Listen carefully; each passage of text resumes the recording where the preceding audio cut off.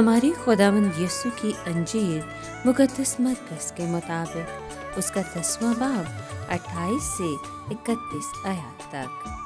اور پطرس اس سے کہنے لگا، دیکھ ہم نے سب کچھ چھوڑ دیا ہے اور تیرے پیچھے ہو لیے ہیں۔ یسوع نے کہا، میں تم سے سچ کہتا ہوں، ایسا کوئی نہیں جس نے گھر یا بھائیوں یا بہنوں یا ماں یا باپ یا بال بچوں یا کھیتوں کو میرے لیے اور انجیل کے لیے چھوڑ دیا ہو، جو اب اسی زمانے میں 100 گنا نہ پائے، گھروں اور بھائیوں اور بہنوں اور ماؤں اور بال بچوں اور کھیتوں کو تزیدوں کے ساتھ، اور آنے والے زمانے میں ہمیشہ کی زندگی۔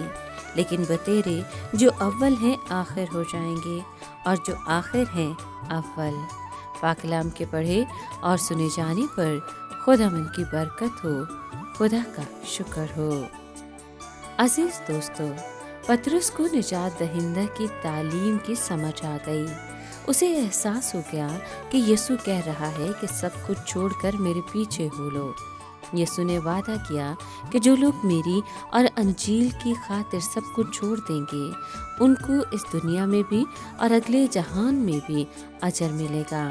اسی طرح اس نے پطرس کے خیال اور احساس کی تصدیق کر دی۔ اس کے بعد خداوند نے خبردار بھی کیا ہے، لیکن بہت سے اول آخر ہو جائیں گے اور آخر اول۔ شاگردیت کی راہ پر بہت عمدہ آغاز کر لینا ہی کافی نہیں، بلکہ اہمیت اس بات کو ہے کہ ہم دوڑ کو ختم کیسے کرتے ہیں، کیونکہ بہت سے ہیں جو وفاداری اور جان نثاری کے ساتھ چلنے کا وعدہ کرتے ہیں، مگر مسیح کے نام کی خاطر خود انکاری اور جان نثاری پر پورے طور پر قائم رہنے والے تھوڑے ہی نکلتے ہیں۔ اور بعض جو پسماندہ لگتے ہیں یا جن کی جان نثاری مشکوک معلوم ہوتی ہے، وہ مصیبت اور آزمائش کی گھڑی میں سچے اور خود کو قربان کرنے والے ثابت ہوتے ہیں۔